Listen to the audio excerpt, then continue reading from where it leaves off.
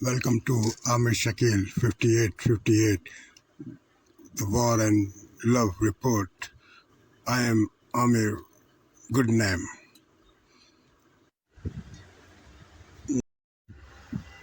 There were multiple plane crash incidents took place on Saturday, according to Dana Griffin of NBC. Tonight, chaos in the sky. Within hours, multiple aviation crashes across the country. Near Hampton Beach, New Hampshire, this plane towing a banner crash landed around noon in the ocean. It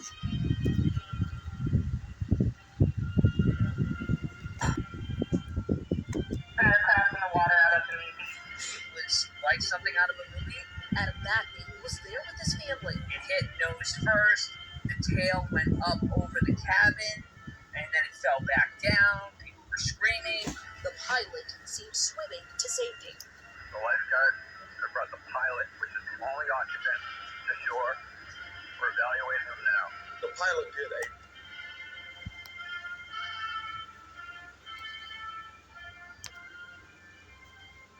Two crashes also happening in Wisconsin near the site of the EAA Air Venture Show in Oshkosh, the largest air show in the world. The Winnebago County Sheriff's Department confirming 2 were killed, 2 others injured when 2 aircraft similar to these collided. Officials say this was not related to the show. And earlier this morning, the Coast Guard says a T-6 Texan plane like this crashed into Lake Winnebago. 1 person was found unresponsive. Crews are still searching for another. When you have an air show of this size, unfortunately, it is not that uncommon that each year that there's some form of accidents because there are thousands a month. Due to unrest in Haiti, U.S. asked all government employees to leave the Haiti as soon as possible. Climate crisis is dominating the news these days. The World Meteorological Association announced July is on pace to be the hottest month ever recorded on Earth.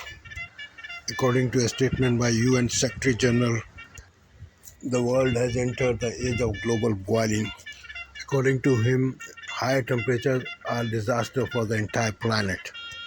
High temperatures are due to human activities, and the whole blame is on humans for these hot summer. Secretary General said the climate change is here, it is terrifying, and it is just the beginning. Secretary General said the world leader must take necessary actions to reduce the temperature rising. 5 people were shot in Seattle shooting. Dozens of rounds were fired in a parking lot during a community event outreach.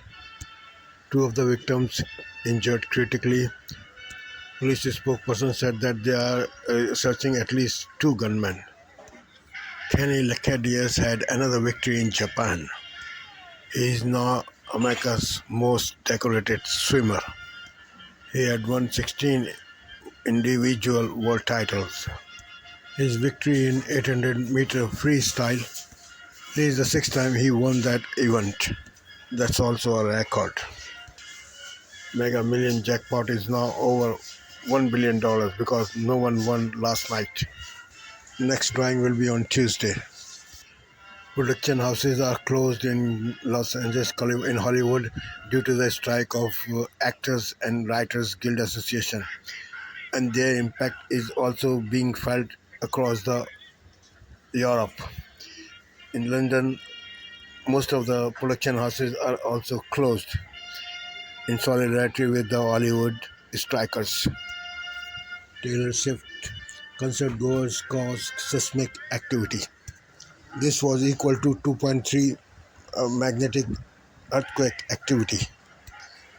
A bank robber was caught red-handed by the police from the trash can, where he fell from the roof of the bank. A report by Scott McFarland of CBS shows us that the sneakers are getting to the places where they were forbidden before. In the Cathedral of Democracy, amid the statues and pillars, there's an interesting sight on the floor. The buttoned-up world of Congress is turning to laces. As Congress gets younger, you're going to see more and more people wearing sneakers. First-term Florida Democratic Congressman Jared Moskowitz calls himself a sneakerhead and is lobbying his colleagues to start getting more comfortable. You have a few pairs? Yes. How many's a few? Over 100. 100? Yeah. Maybe more. You still want to get more? Always. He says Congress is finally catching up to the rest of the country as many Americans continue returning to the office from COVID. If you go to corporate America and you go into office buildings, people have already started to abandon, Oxford. The floodgates began to break in May when House leaders wore dress sneakers to a meeting between congressional leaders and President Biden in the Oval Office, a room which for generations has strictly been the land of Oxfords and loafers. At his sneaker consignment shop in Baltimore. Now this one is the one that everybody wants. Bruno Fontaine told us business comes increasingly from business people in suits, men and women. Women are 100% sneakerheads just like men are. But there's women that come into my store that have better collections than men do. Pulitzer Prize-winning Washington Post fashion journalist Robin Gavon says it's the latest sign of a generational change in American offices and cubicles. It's their way of sort of saying that they're not going to completely play by the rules, that they're their own person. At the Capitol, it's supported by a new House Sneaker Caucus, hoping talk of sneakers can help break the ice, break some of the gridlock. You wear this to work. Somebody from the other party might talk to you about. Well, that's the whole idea. Change in Washington is always gradual. If you walk toward the House Speaker's lobby with sneakers like these, they will turn you away. When it comes to shifting the dress codes, Washington would rather walk before it runs. EU suspends all security cooperation with Niger after the coup. Environment ministers from all over the world failed to agree on key climate points in India. In Greece, wildfire alert has switched from red to orange alert. G20 countries emit around 80,000 of global warming gases. According to experts, countries are not able to reach an agreement of increasing drastically renewable energy. They are not able to reach an agreement on phasing out or down fossil fuels, especially coal. It's just very odd to see what happens in this summit, rather conference. G20 countries are only using diplomatic statements. Syria is under very high heat alert. Thousands of lives are at risk. 2 people are dead after jumping from the 10th floor of a burning building in Berlin, Germany. The firefighters did put the safety net on the ground, but that safety net was for up to the 6th floor building jumps. Beside couple, 1 person injured. More than 100 firefighters took part in this activity and they had put down the fire now. An investigation in the cause is underway by the German police. Juventus banned from European football competition next season. The club has been sanctioned for breaking financial fair play rules. The charges include providing fictitious information on the amounts of player transfers and on the reporting employee spending and salaries, which in turn allegedly increased the club's capital by €700 million. Juventus said that they will not appeal the decision. Thousands of Israelis took to the streets Saturday to protest the government's decision to forge ahead with its judicial reform bill. Ukraine President Zelensky visits frontline. Scientists on Brazil's southeastern coast are celebrating a dramatic increase in the number of humpback whales. Opponents of far-right AfD protest at party convention in Germany. Ukrainian drone attack on Moscow damaged the buildings, but no casualties reported. Artificial intelligence is taking roots in sports also. European political experts are appealing to the European government to cut off all contacts with the Niger. The general has deposed the democratic elected president. Xylene, an animal sedative, street name is Tarang, adding a new and horrific twist to the opioid crisis that has swept the US in recent years. Our latest weapon Ukraine is using, which is armed remote-controlled sea drones in fight against Russia. This weapon is being used by Ukraine in Black Sea, and Russia does not have anything like that in his arsenal. They are sea drones, remote-controlled, and extremely effective. According to CNN, Alex marketed sea drones. This is latest sea or surface drone designed to attack Russia in the Black Sea. They have never been shown before to other people before. These drones are armed with 300 kilograms of explosives and can hit a target 800 kilometers away. They are very easy to control, and they have severely limited the Russian Navy's movements. Ukraine sent its sea drones hunting, plowing through the waves. If spotted, the Russian ships frantically open fire. Sometimes Russians get lucky and manage them to take them out.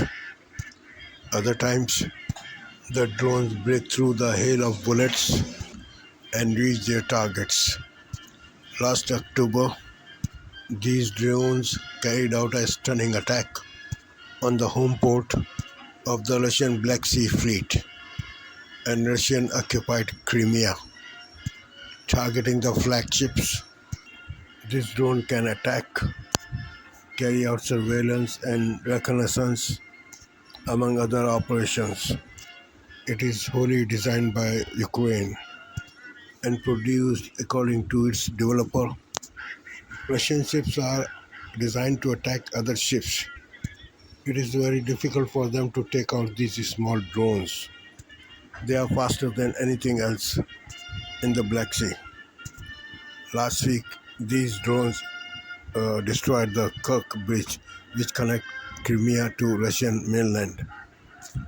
They were very effective and they destroyed the bridge. In response, Russia launched days of intense strikes on seaside Odessa, alleging that the Ukrainian port city houses the sea drones. In fact, they are stored alongside the sea in makeshift military camps. Russian equipment is very old and is no match for the Ukrainian drone. Ukrainians keep secret that how many drones they have and how many they can produce.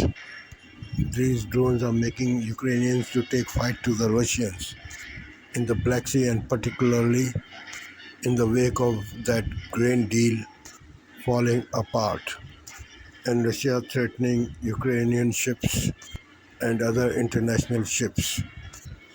These drones have jolted the Russian forces and make the Ukraine more confident against the Russia in this war.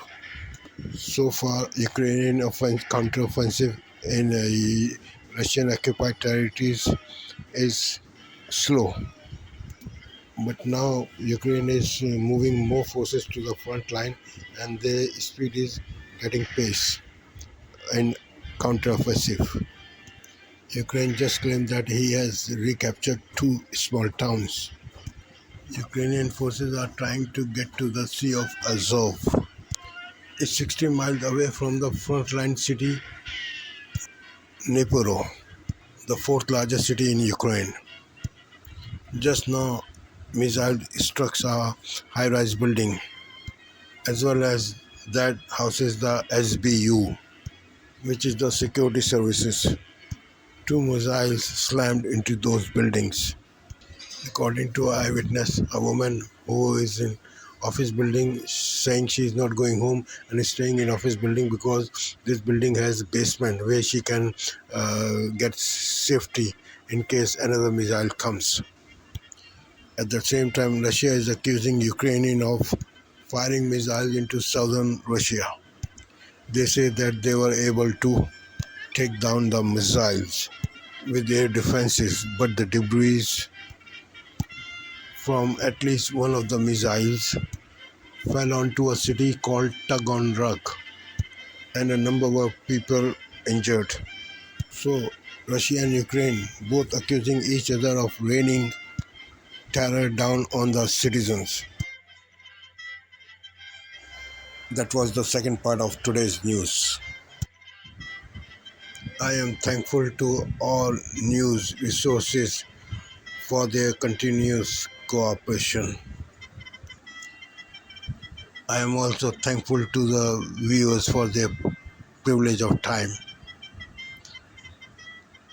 Have a good night.